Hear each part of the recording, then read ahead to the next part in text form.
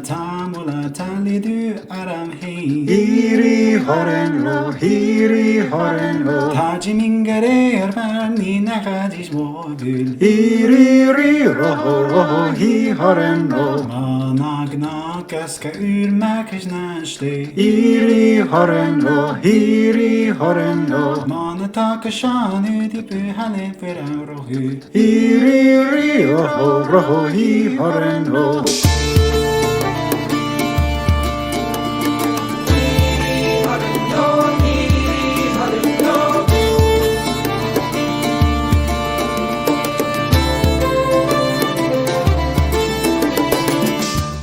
Good to see you, everyone. My name is Robbie Howell. I am a tabletop game designer, a lover of history, and a lifelong player of Age of Empires 2.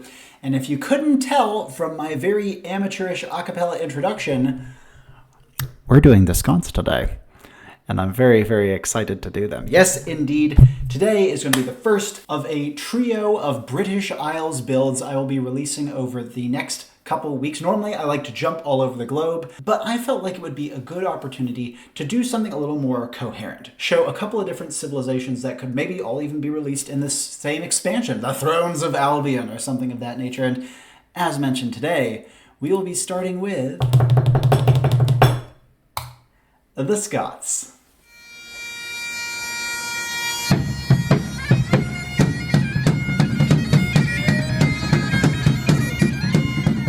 Yes, indeed, the Scots. They are my people. My family is in large part from Scotland, as well as Wales and England. They're a civilization I've been very excited to handle since I started the channel, and I've been restraining myself from doing them sooner over the months since I had so many other great requests rolling in different parts of the world. But now I finally have an opportunity to do so, as early July marks my 29th birthday. And what better time to handle my own heritage, eh?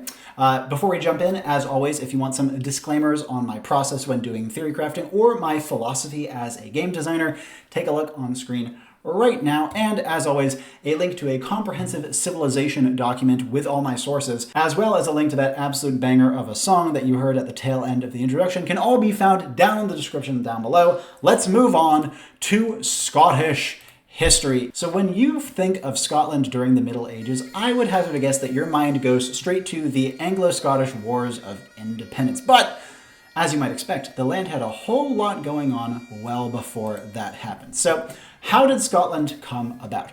As you might have guessed, Ireland had a little something to do with it. Indeed, Irish immigrants moved over to the southwestern coast of Scotland to found the Kingdom of Dalriata in about 500-ish AD. They found the land not entirely unoccupied. There were a couple other peoples, including Angles and Britons in the south, as well as the Picts in what we now know as much of the Scottish Highlands, as well as the Strathclyde region. I have the Picts here represented as Britons because, in fact, the Picts were probably not a Celtic people. They were probably Welsh Brythonic, and as such, more accurate to represent them as the Britons. Now, once the early Proto-Scots moved in and founded Dalriata, a messily intertangled web of relationships began to grow between them and their new neighbors. They fought, they collaborated, they warred, they harbored fugitives, all the normal medieval stuff. But that would soon change, well, maybe not soon, about 250 years later it would change when the Viking Age arrived. Specifically, Norwegian Vikings started to colonize first the northern isles of Orkney and Shetland beyond Scotland before moving down into the Isle of Skye and similar islands off Scotland's western coast. And they did plenty more than just settle islands. They raided and pillaged and burned and even attacked Dalriata itself, leading to not only a very thorough invasion and conquest, but also then settling as more permanent neighbors that then got intertangled with all the complex politics that were already happening in the locale before they arrived. So Dalriata was just one of a great many of Scottish powers during the era, with these new Viking neighbors complicating matters even further, but then they started to gain a little bit more power, specifically by conquering Pictavia, the home of the Picts, sometime around the mid-800s. This was likely not solely conquest, it was probably a combination of, conquest and cultural assimilation and deals and bartering and whatever, but all we know is Pictavia vanishes from the map in the mid-800s, and the Kingdom of Alba rises from its ashes, consolidating Pictavia and Dalriata into a new unified kingdom, and giving what we would later know as the Scots an awful lot more power than they had, going from probably the weakest kingdom of the region to by far and away one of the strongest. And they would retain this prominent position for another couple of hundred years before yet another powerful invading force appeared on England's shores. Those being the Normans, and they had their eyes set on the English throne. It's 1066, it's the Battle of Hastings, you know what happened. Blah-de-da-de-da, now we have Norman rulers in Britain. And once the Normans moved in, they started making eyes at their northern neighbors quite quickly. The Scots, or rather the Albanach, or the people of the Kingdom of Alba, originally were collaborators with the Normans when they first invaded, raiding the northern holdings of the native Britons as the Normans attacked their southeastern capitals, but pretty soon after it became clear that the Normans would not be good friends and neighbors, and very, very quickly subjugated the Scots to their north. They didn't fight that hard against the Scots, and instead just kind of imposed their own kings on the region, and the Scots very, very begrudgingly accepted them as rulers, beginning a period of Normanization of Scottish culture, where especially the nobles and royalty began to adopt a lot of French traditions that the Normans brought with them across the Channel. But this was not to last for more than a few hundred years. As will soon become a recurring theme, you will find that the Scots really hate it when other people impose a culture upon them, and as such, Gaelic and Brittonic and many factions start to pop up within Alba, all of whom were trying to oppose Norman rule and impose their own culture as the new substitute hegemon. And wouldn't you know it, the Gaelic faction ended up winning, probably because they outnumbered the others by like 2 or 3 to 1. So, Scotland regained autonomy, removed their Norman rulers, and put Gaelic rulers on the throne, and even ended up kicking the Norwegians out from the nearby Isle of Skye in about the mid-1200s AD, forcing the Norwegians to return to their holdings up north in Shetland and Orkney. It's about this time that you even start to see some other immigration from the continent to Scotland, particularly from Flanders, which would be the beginning of a fairly long and robust friendship between the Scots and the Dutch, which would last well beyond the AoE2 relevant timeframe. But that's not what we're here for. We're here for the Wars of Independence. Get your anachronistic woad paint on, pick up your claymore, and break out the bagpipes, laddie. Let's go fight the English, eh? It was actually a lot more complicated than that, as you might expect. So who here knows how the Anglo-Scottish Wars of Independence started? Was it freedom? Well, why were the English invading Scotland? Scotland's not a very tantalizing place to invade. Kind of sucks, frankly. Well, what happened is that England and France had engaged in the 100 Years' War. And Scotland, thinking that it had an opportunity to pick off some of the English northern holdings, signed a treaty with France called the Old Alliance, or that's what they called it at the very least. And England was like, what the hell? Why are you trying to outflank us? And they sent an army north to crush the Scots and remove them as a potential flanking threat. This worked because they outgunned the Scots dramatically with much better military technology, not to mention better coordination and strategy. In fact, the guy who had signed the Old Alliance with France was actually placed on the throne by the English to fill a power vacuum after a Scottish heir had died at the age of like 4 or something, leaving no clear successor to the throne. Really messy situation. Anyways, it lasted quite a while, about 50 years in fact, and during that time you have William Wallace getting his head chopped off and stuck up on a spike. We love him for it though. You have Robert the Bruce doing all sorts of cool things as an outlaw king. We'll get to those guys later on. But suffice to say, the Scots eventually convinced the English that, wow, you probably shouldn't invade us. We're way more bother than we are worth. And the English were like, fine, let's go keep fighting the French. And Scotland, after a number of decades of being crushed under the ferocious English boot heel, actually were quite weak. Honestly, they were really devastated by this, particularly because the Black Plague hit the country about midway through. Really wasn't pretty. But eventually, they did manage to kick out the English and establish a foothold for themselves as a prominent, proper medieval power. But once Scotland achieved its independence, what did it do for the rest of the Middle Ages? Well, it had a couple of interesting things going on. It helped out France quite a number of times. The Franco-Scottish alliance was actually really tight. And Scotland began to readapt a number of kind of French cultural mannerisms, especially among their nobility, because of how firm the alliance between the two peoples were. The Dutch continued to be a strong ally to the Scots. The Scots harbored Dutch royalty at various points, especially during the later 80 Years' War when Spanish Habsburgs took over the entirety of the Netherlands. And they started to import a whole lot of technology, particularly from Germany, but from many other places besides. And at long last, they even regained the Isles. Denmark had, by this point, assimilated Norway entirely, and we're like, those crappy little islands, you can have them. How about we make it the dowry of our princess who's going to marry your king? To which Scotland said, "Oi, we'll take your isles and we'll take your wee lassie too, thank ye." Now, this left Scotland in a fairly comfortable position at the very tail end of the AoE2 relevant timeframe. No major wars, a bunch of major allies, starting to modernize, starting to even become a hub for culture. But as we all know, this would not last.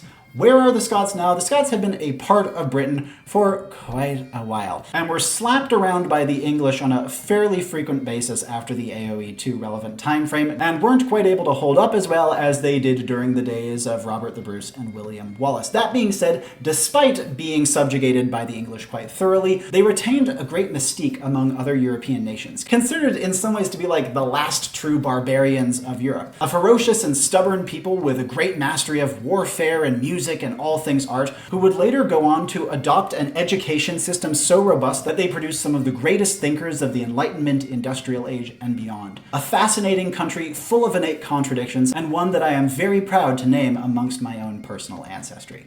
Let's move on to some flavor, the lovely little aesthetic details that make an Age of Empires Civ great. Beginning with their architecture, it would be Western European, with unique skins for several buildings, the barracks, siege workshop, and castle, all of which are quite important to the Scots.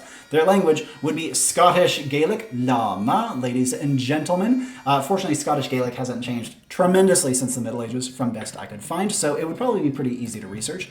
Their wonder, there's a couple of good ones, but I went with St. Andrew's University. This spectacular building was built in the 1400s and has been a center of learning ever since. One of the oldest universities in England, and certainly the oldest one in Scotland. If you want to see some AI player names, take a look on screen right now. I normally go for like 6 to 8 of these, but for the Scots, I just had to do a few more. So you can enjoy something like 11 or 12 this time. And if you want to see all of these in full context, make sure to take a look at the Civilization document linked in the description down below.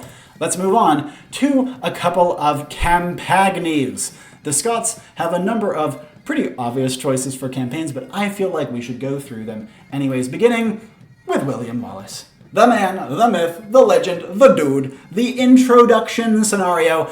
I think he deserves a more exciting, challenging, and modern campaign than just being the tutorial guy, okay? Maybe it's just me. We can keep that one, you know, it's iconic, but let's get the Wallace in somewhere else. He's so awesome. And even if he wasn't nearly as successful as the intro scenario plays up, and certainly isn't nearly as dramatic and silly as Braveheart made it out to be, his story is still one of great ferocity and determination that I think absolutely deserves a proper campaign in-game. So with that out of the way, let's get on to some slightly more interesting ones.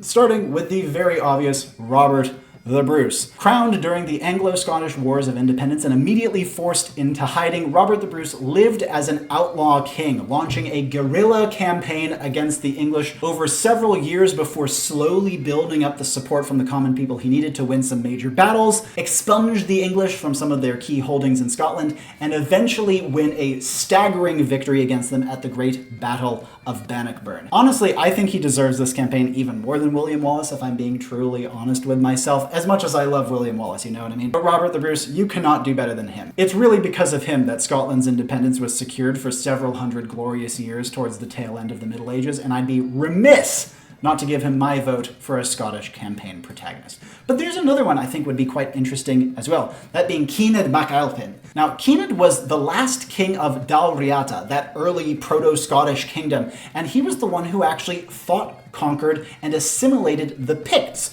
to found the great kingdom of Alba.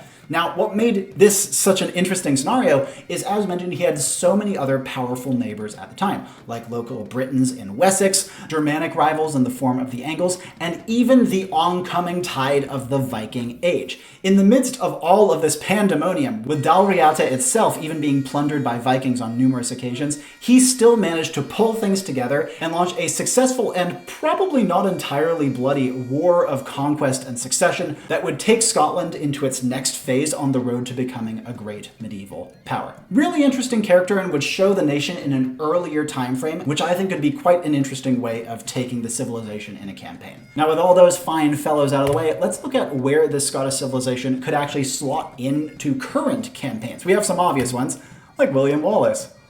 Wow, this is a perfect civilization for them. Also, the Edward Longshanks campaign, naturally, and the York campaign even features a Scottish faction. I'm so used to doing civilizations that have like 0 or maybe 1 campaign feature that it's very pleasant having a couple of very unambiguous and robust options to share with you guys today. But before we end this flavor section, let's wrap up with a couple of other potential campaign ideas, not quite as obvious as the ones I've shared here, but still very respectable choices.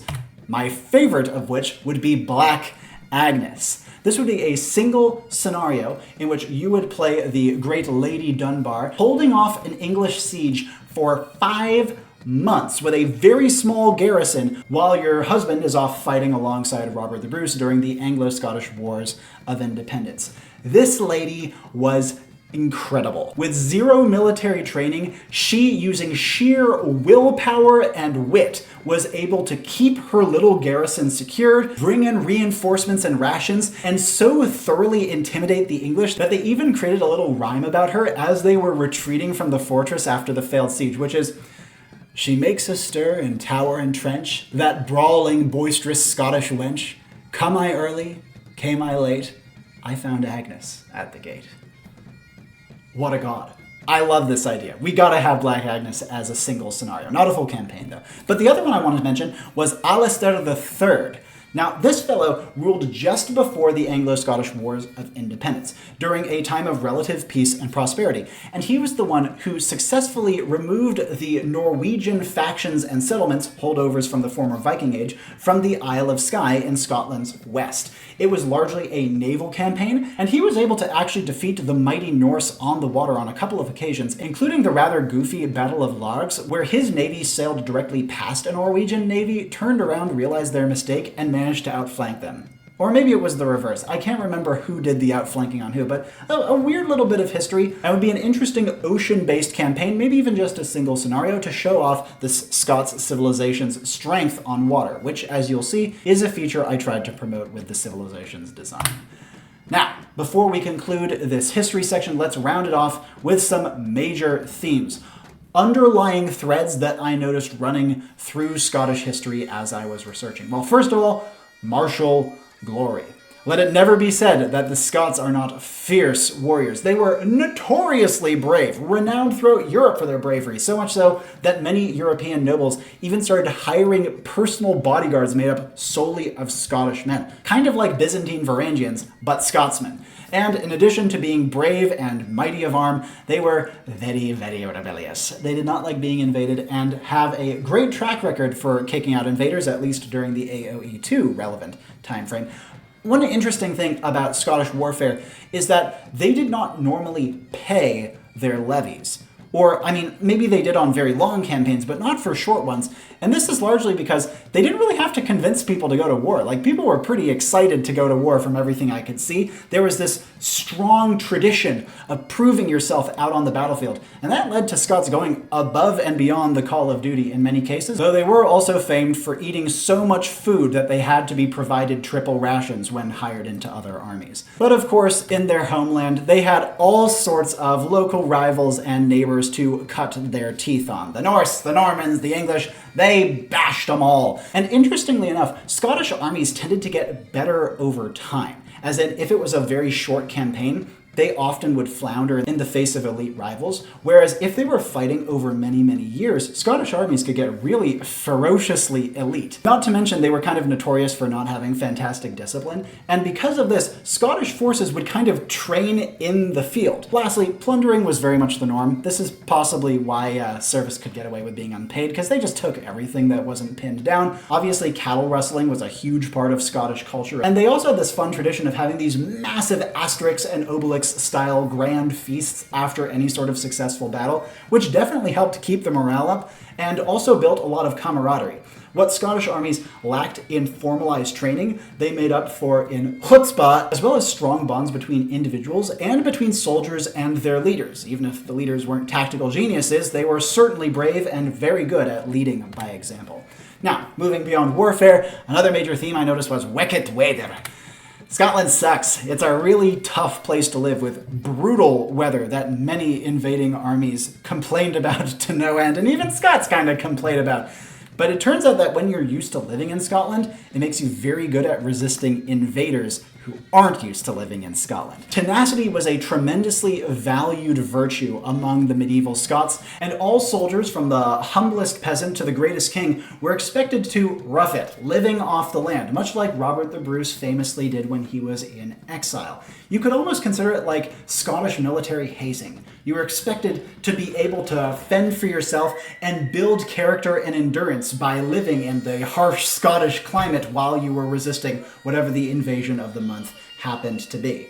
So why exactly does Scotland suck to live in? Well, it's kind of a complicated topic. Just weather bad, mountains big, not a lot of arable land, but there is a lot of sea, and it turns out that water control was pretty critical to Scotland pre-industrialization, not only helping many a Scot develop their endurance to the wicked weather in question, but also providing them with a critical source of food, which alongside pastoralist activities like crofting and cattle raising would be some of Scotland's primary economic assets right up until they industrialized, post-AoE2 relevant timeframe.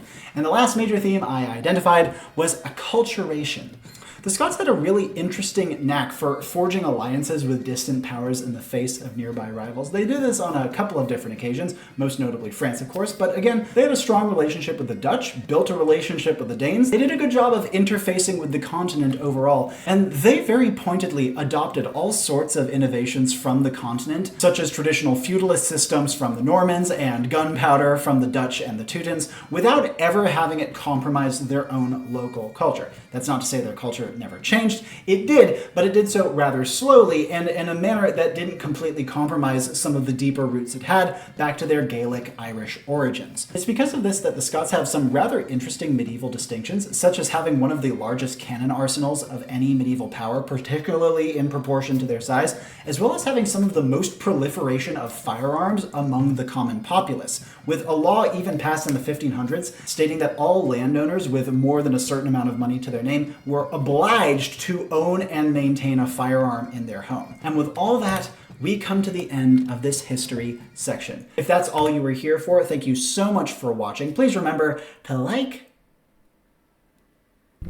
and subscribe before you go. And for all those of you who, like me, love Age of Empires and want to see what I have done with this Scots civilization, let's move on to game mechanics, beginning with some necessary updates. You didn't think I was going to make a British Isles-themed trio of builds without having regional units, did you? That would just be silly, wouldn't it? Let's begin with a Gaelic regional unit, the Gallo-Glass. This is obviously an anglicization of the term. The Gallo-Glass were an elite corps of Norse Gaelic mercenaries who primarily hailed from Scotland's Isles as a consequence of the long-term Norwegian colonization of those areas, merging traditional Viking-style and Gaelic tactics and weaponry to create an elite mercenary unit that was used widely throughout both Scotland and Ireland. My version of the Gallo-Glass would be a heavy infantry unit trained from a castle, starting in Castle Age, of course. Gallo-Glass would be shared across your entire team, but anyone who trains a Gallo-Glass will keep the source player's bonuses and unique technologies, meaning that if you happen to have, for example, an infantry technology, wonder if the Scots will have one of those, then all of your allies who can train galloglasses through you will have their galloglasses benefit from that technology as well. Note that this doesn't apply to normal infantry technologies, armor upgrades, and similar. It's just for unique stuff for your civilization. Now, this unit is quite beefy for an infantryman. Has a good amount of health, has a good amount of attack, not super fast, but can keep pace, and most interestingly, it can swap between weapons like a Wrath, though in this case, they're both melee weapons. You have the Sparth, which is like a large polearm axe type thing, which has an attack bonus versus elite units, namely units that cost gold, and passes armor completely, and the massive two-handed Claymore sword, which doesn't have any attack bonuses and can't pass armor, but has a good amount of splash damage, making it especially great against clumped up units, particularly levies, namely units that don't cost gold. Because of this, the Galloglass is quite good at specializing itself mid-combat versus whatever type of enemy you happen to be fighting, but since its rate of fire isn't fantastic, it's actually substantially worse in terms of its overall damage output than something like a champion would be, unless you do a good job of microing it. On top of that, they're pretty expensive, costing 30 food and a whopping 65 gold. Now, there aren't other civilizations currently in game who would get the Galloglass, but you'll see some other theory-crafted ones who will be quite soon. But moving beyond them, there's another regional unit we'll look at, namely the Hobelar. This is a regional unit for the entirety of the British Isles. It is a unique upgrade to light cavalry, replacing the Hussar, much like the winged Hussar is to the Poles and Lithuanians. Hobelars were a kind of light shock cavalry used for scouting, flanking, ambushing, and the like that began as an Irish unit that quickly spread throughout the rest of the British Isles and were even hired as mercenaries by other European countries as well. But the British Isles were really where they flourished. And so this Hobelar unit, while also being cheaper to research than a Hussar, has a number of other benefits. It's faster than a Hussar and costs -5 food, making it much easier to spam in late game, but it's squishier and has lower damage. However, the Hobelar gains a substantial attack bonus, +3, when it is behind its target. Namely, if your target is facing away from you, the Hobelar does bonus damage to them. Additionally, the Hobelar can walk through units as though they had no collision box, making them very good at getting behind someone and chopping them to pieces. This means that the Hobelar, while also being a cheaper, more spammable version of the Hussar, is really, really good for flanking your opponent. Pretty crap on the front line, if I'm honest. You're not much better off than using light cavalry, but if you're using a micro group of them to raid or smash into your enemies from the back, or zip through the enemy front line to get to their siege weapons, you can get some seriously good use out of them. In terms of existing civilizations, the Hobelar would be gained by the Britons, though of course some rebalancing would likely be necessary because right now they don't even get Hussar. But there will also be some other civilizations, as you might expect over the next few weeks, who will also get this very interesting unit. With that all said, let's move on to an overview. The Scots, an infantry and siege civilization. Bonus the first. Certain enemy buildings spawn herdables when destroyed. Ooh, that's very, very fun. Now, obviously, cattle rustling, sheep raiding. Huge part of Scottish culture, been there since the very beginning in Dalriata, but the specific details of this bonus are a little more intricate. The amount and type of herdable that would be spawned depends on the building in question, with something like a house or a camp only spawning a single sheep, whereas something like a castle or a town center would spawn 2 whole cows. Quite nice. Additionally, these special spawned herdables could not be converted by enemy units at all, meaning that you won't be feeding your opponent food by accident through using this bonus. Additionally, the Scots player must deal at least 50% of the damage to the building as well as get the last hit for this bonus to apply. There's also a cap on how many total herdables you can get per age through this bonus, meaning that you can't just get infinite sheep if you just keep destroying your opponent's mining camps or houses or something. A decent mid and late game economy bonus that you might be able to capitalize upon in early game if you're playing a very, very aggressive, in which case it will be a tremendous windfall. Just notice that I was using an older version of this graphic, just updated it, so let's move on to the second bonus, for which it is quite relevant. Infantry deal between 10 and 40% more damage as their HP is brought lower, meaning that if your infantry is at 1 HP in Imperial Age, it does 40% more damage, and that does include bonus damage. Wow, this is of course in relevance to Scottish martial culture, bravery, tenacity, endurance. They're great at fighting on the back foot, rebellion against the oppressors, go down fighting, rah, it's glorious and fun and awesome. And it's probably not going to be too terrifying since it really does rely on your infantry being quite weak in order to really, really pay off. But if you're decent at micro, you can get some huge benefit out of this bonus. And I'm sure that if you just kind of ran a bunch of battles, this bonus would end up being reasonably impactful overall, maybe even rivaling the Japanese bonus in terms of raw infantry DPS. In summary, quite a strong one and definitely pushes the Scots as an infantry civilization. Third bonus, enemies within infantry or warship line of sight have reduced speed. This is all enemy units, between 2 and 5%, scaling on age. This is in reference both to Scotland's wicked wader, but also to how effective the Scots were at fighting guerrilla wars. They knew their homeland brilliantly and were very good at outfoxing enemies who invaded. And Scottish navies were able to run circles around the few enemies who were ever foolish enough to challenge them on their home waters. I don't see this bonus as being tremendously impactful, but it will have some nice incremental benefit and will be especially useful when raiding. Last bonus. Fishing ships generate between 0.1 and 0.25 wood per food harvested. Yikes. This I see as being the Scots' greatest economy bonus. It is, of course, only relevant on water, but it's kind of like the Portuguese berry bonus, except much better. Like, it's less good early on because you have a much smaller return, but there's a lot more fish on the map than there are berries, and when you are playing with fishing ships, you generally want a lot of wood. Small fishing villages were the backbone of much of the Scottish economy for a pretty substantial period of time. These were kind of autonomous communities who fished both for subsistence and to sell to their neighbors, and were known both for their hardiness and resourcefulness. This and the movement speed reduction are the only two naval benefits the Scots get, but I think that this economy bonus alone is enough to catapult them into at least the top 10 water civilizations in the game. I anticipate it being very, very nice. And even on a map like Black Forest, it should be almost enough to even recompensate you for the wood that you spent on getting fishing ships on whatever small pond you stuck them in the first place. Oh, and it does not apply to fish traps. Moving on to the team bonus. Siege upgrades each spawn a free unit of that type, with siege engineers, the technology, spawning a bombard cannon instead. That's very nice. I should note that this free unit spawns at the workshop that was researching the technology, or the university in the case of siege engineers. Now, getting a single free unit would normally not be much to write home about, but siege weapons tend to be pretty impactful, and just getting one of them is often enough to swing a fight in your favor. Imagine researching onager and just having a free onager. Though I think that the siege engineers giving you a free bombard cannon is likely to be the most impactful of these in most situations. The bombard cannon thing, by the way, does apply even if a given player on your team doesn't normally get the bombard cannon, but does get siege engineers. They'll just get a cannon for free. And the reason for this is, as mentioned, the Scots were very good at adopting military technology, particularly in the case of siege weapons. After the English famously slapped them around with great trebuchets like the Warwolf, the Scots were known to build their own trebuchets within just a decade of seeing them used against themselves. And, as mentioned, they also imported a tremendous number of cannons, including the famous cannon Mons Meg, one of the largest European great bombards ever crafted during the Middle Ages.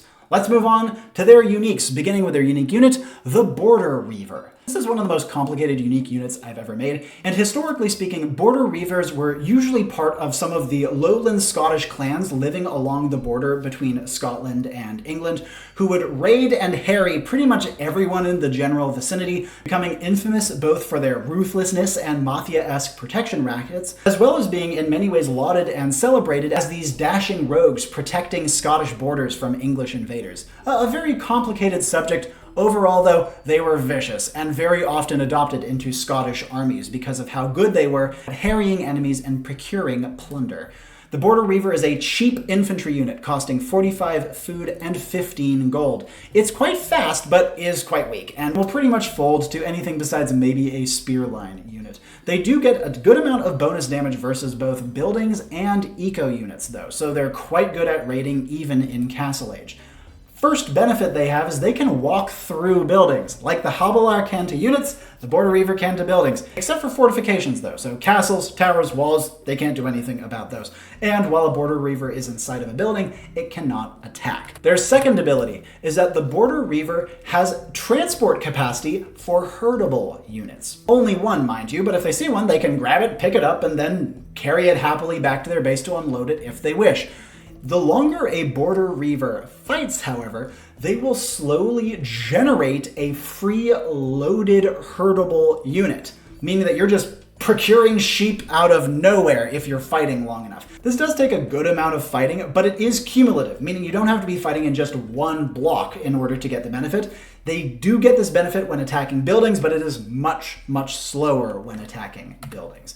Last thing, the Border Reaver has a third ability wherein it can mount up at a stable. If you've seen any of my Slavic builds, such as the most recent Silesians build, check that up here if you would like, this is the same mechanic that I used on the Boyar regional unit there. They are an infantry unit that you can right-click on a stable and pay a flat amount of gold to turn them into a stronger cavalry unit. The Border Reaver is notably cheaper than the Druzhnik/Boyar line was in that build, but they get less benefit from mounting up, getting more HP and a lot more speed, as well as +1 transport capacity, but not much other benefit besides. Most notably though, the Border Reaver will retain all infantry-based benefits while it is in cavalry form, so it will also deal more damage the lower its HP it's brought, and it will benefit from unique technologies that would normally only apply to infantry units. A highly versatile and unusual unit with a lot of moving parts, just the way I like it. Unique technologies, let's get through these quickly. First of all, Schiltron, the famous Scottish phalanx formation. Or was it? Schiltrons were actually a lot more than just a wall of spears. They likely originated from shield walls, in fact, as a defensive infantry formation bristling with all manner of weapons, much more than just the spears that they are most famous for. And even the undisciplined and uncoordinated Scottish armies would be trained to adopt these whenever they were fighting on the back foot. My version of the Schiltron here gives all infantry, not just spear units, a little bit of bonus range, 0.33 of a tile of bonus range, as well as +1 melee armor. Now this little bit of extra range is really only going to help in terms of not letting them get all bunched up and cluttered in battle, which as we've seen with the Kamyuk is actually quite a powerful effect. It's just way, way lower key for this particular technology. Still probably enough to make a difference, but far from being disgusting. And that +1 melee armor is a little bit of benefit as well. A very respectable technology that will likely be as important to the Scottish infantry playstyle as their bonus damage mechanic. For the second unique technology in the Imperial Age, we have Wapenshaw. This was the term for like an inspection of arms conducted regularly in different Scottish settlements. Like I said, they weren't very disciplined, but they did know, if we're going to go to war on a dime, we need to make sure that all of our guys have decent weapons and those weapons are ready to be used and that people kind of know how to use them.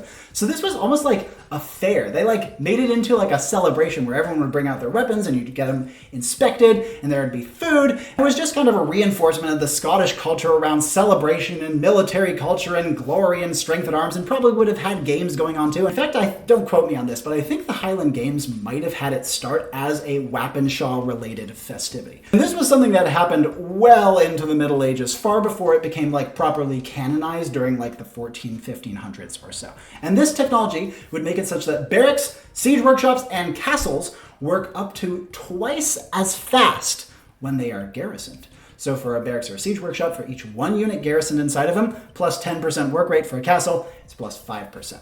Very interesting technology. It can give you Goth tier production speed at the expense of very, very poor population efficiency. Really good for massing up an army very quickly, but not very good for efficiently using that army as you are making it. Just an overall great way to reinforce the various elements of the Scottish identity and give them a couple of interesting decisions to make in late game scenarios. As always, if you have questions on any of the specifics of these bonuses or technologies, take a look at the civilization document down in the description for all of the juicy details. Let's move on to the Scots tech tree. Letter grades, beginning with their infantry, it's an A. They have very good infantry. They have the regional Galaglas unit that they give to their allies with benefits. They have their Border Reavers, well, also kind of cavalry. They are primarily infantry. And then they have two good unique technologies that both benefit their infantry as well. Wow, what's not to love? Well, I'll tell you what's not to love. Not having plate mail armor or supplies.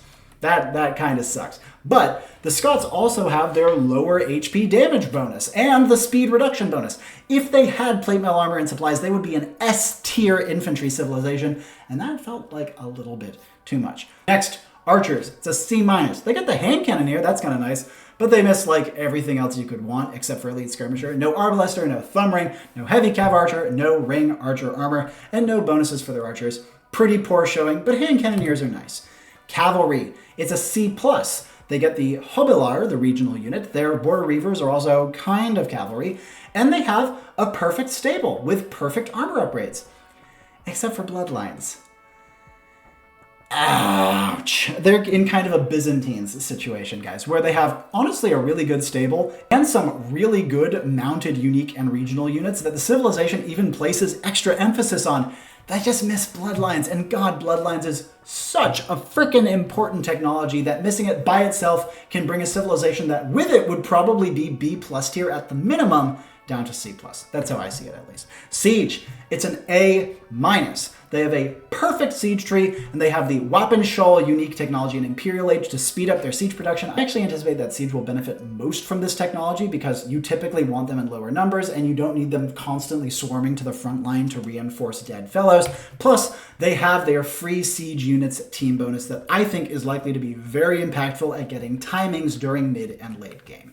A- overall. Defenses. It's a B. They don't have treadmill crane, they don't have arrow slits. Other than that, though, they got everything. Pretty respectable. Economy, though, it's a C-. They don't have crop rotation, two-man saw, or guilds. Bleh, that sucks. But much more notably, their hurtables from enemy buildings bonus, while it has the potential to really be a game changer early on, it takes a lot of micromanagement to use and is very unlikely to succeed unless you are playing absolutely perfectly. Because of this, the hurtables bonus is probably going to mostly be a mid and late game bonus and will get you, a good amount of food if you're playing your cards right. Maybe even well over 1,000 food at the expense of additional micro. Yes, they have their insane fishing ship bonus, but that's on water only. I'm going to talk about it now. Just kidding, I'm not going to talk about it now. It's levies. They get a B+.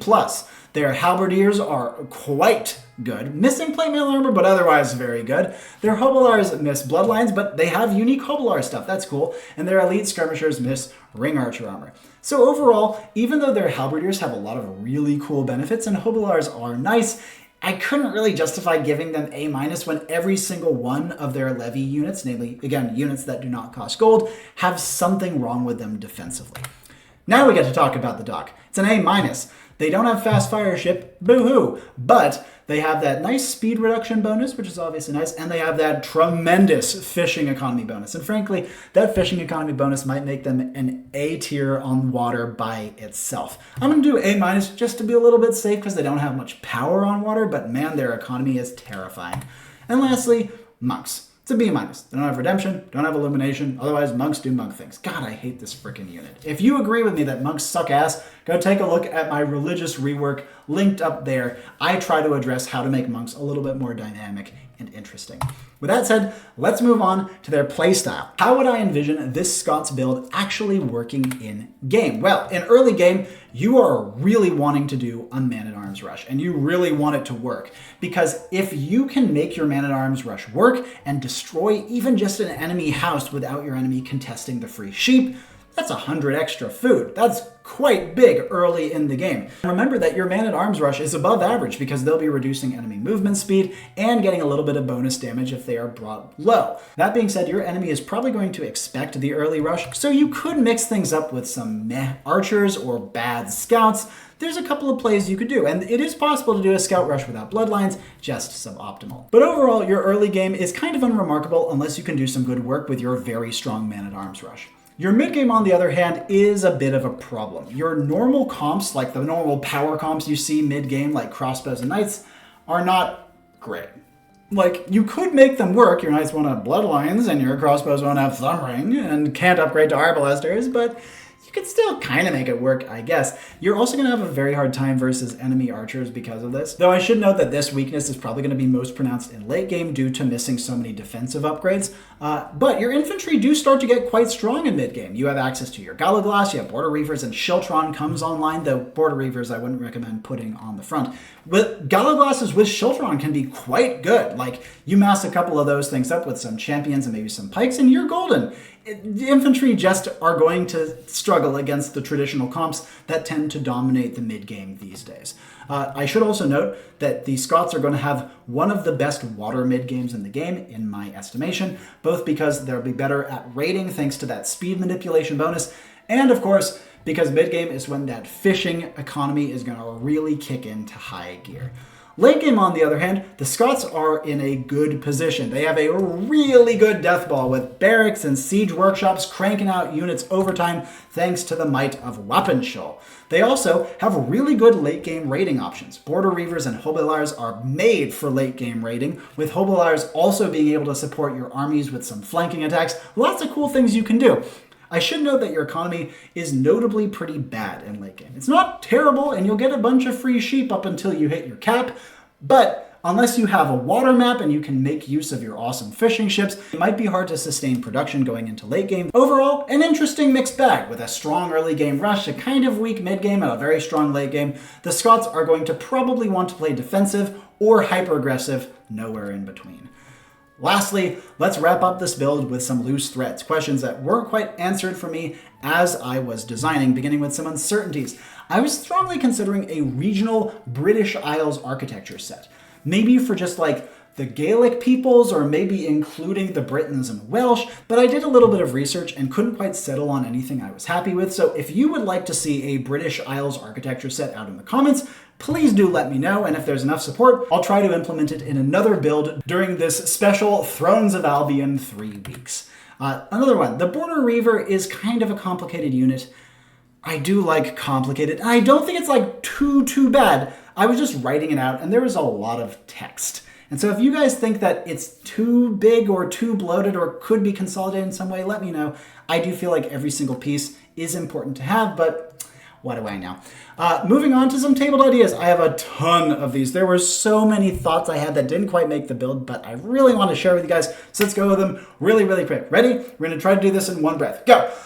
Linlithgow Palace has a wonder. It was a gigantic castle and it was super duper cool. St. Andrews University was a little bit cooler, though. Speed reduction based on building or town center or castle line of sight rather than infantry and warships felt a little bit too defensive, even though it definitely kind of represents the homeland a little bit better. Shiltron giving spearmen more range instead of all infantrymen. Wow, that was only one breath and I'm only 3 in. God. Bonacht as an Galaglass first upgrade. This was kind of an Irish regional version of it. Maybe that could be just for the Irish whenever I get around to that build. Maybe Wappenshaw boosting work rate after a building is idle rather than garrisoned, in case the garrison thing is just seen as too weak or not population efficient enough. What if infantry briefly reduced enemy attack on hit, like a charge attack, but reduces enemy damage rather than boosting your own damage? It's like a battle cry. The Scots were famous for those. Siege upgrades costing 50% less and having less research time. This is a classic. You see this crop up in all sorts of builds. Kind of makes sense for the Scots because they adopted the technology so quickly. Melee units generating food while fighting, kind of like the Border Reaver, except for everyone, and not giving you sheep, just giving you normal food. They should give way less versus building, so you can't just farm things infinitely. What if elites cost less gold but more food or wood to represent them not having to pay their soldiers, but their soldiers eating a ton? That could be interesting. What if castles and towers could be built on shallow water at a range? Wow, that could be quite interesting too. There's this thing called a crannoch, which is like an island fortress. Pretty common in like early Scotland, like Dalriata days, so it didn't quite feel fitting for the rest of the civilization. However, what if infantry could like taunt enemies? Kind of like I did with the Macaw Guardian, the unique unit for my Zapotex build. Go check that out up here. Or what if Scottish units were taunted onto enemies themselves when they first engaged them? Like they were stronger, but they were harder to manage, so they just like ran out and attacked enemies sometimes without you wanting them to. That could be cool. What if you could attack your own buildings to make them work faster? Scotland had so much infighting, so many inter-clan wars where one family would kill another family and then that family would build like a raiding force to go raid them back. Tons of possibilities with that, but just felt too complicated. I was thinking of maybe more focus on Navy. What if like the team bonus applied to ships and siege? Probably too much though. Maybe a gunpowder civilization? They were really famous for adopting guns really quickly. Hand cannons costing less, affected by weapon shell. What if bombard cannons had an AoE explosion on death? King James II of Scotland was killed by an exploding cannon. Oh, that's a very clever reference, isn't it? I'm losing it, friends. Lastly, some unique units. The Sen, might be Ken. I'm not sure on this one. This would be like a head of a family that would boost allies the longer they're fighting nearby them. So like a centurion, but for everything, and starts with no aura and like builds an aura as you're like fighting alongside your allies. Kind of cool. But a Red Shank. Red Shanks were like Scottish mercenary fighters, primarily armed with gunpowder weapons. It could be like a Gallowglass upgrade that gave them a gun as well as some stuff as well, and give them some like speed and HP regen bonuses, or maybe bonuses on like hills or shallows. Tons of ways you could go with that one. A unique technology called Forensec, which could make infantry and levy units walk through forests with substantial downsides, kind of like the Raubreit I did on my Silesians build. Another unique technology, not sure on the pronunciation for this one, the Olamri. This is like a court bard, and it could be researched any number of times to temporarily reveal enemy castles, including like a big area around them and their production queue, while also simultaneously hyper boosting your own team's castles. Felt like a little too much like castle stuff though, and I didn't want to push the Civ too much in that direction. And lastly, a regional building for Scotland and maybe the Picts, for example, called the Broch, or the Dun, if you wanted. This would be like a proto-castle, like a mini castle that you could build in feudal age, and you could individually upgrade it into a full normal castle once you hit castle age. Cool idea, just didn't quite manifest and felt a little too defensive. But I could definitely be convinced to give them this. I do love the gourd on my Slavic builds, and this would be kind of similar but play quite differently as well. And with all that, we come to the end of this Scottish build. Thank you guys so much for watching. Before we wrap up, let's take a look at the likeliness. In my opinion, on a scale of 1 to 10, how likely is it that the Scots, maybe looking something a little bit like this build I have here, could appear in the game in future? And on the likeliness, we have a 4.5 out of 10. I think it's possible. I don't think it's likely, even though I think the Celts are an absolute travesty in terms of both their design and how broad of a net they cast. I definitely think that the devs and the greater Age of Empires playing public as a whole think there are bigger fish to fry in terms of civilizations that should be subdivided, but I will still hold out hope. And even if the developers and the greater community don't really feel like the Scots need to be in the game, from a purely personal perspective, they are one of the most exciting changes I could see being made to Age of Empires 2.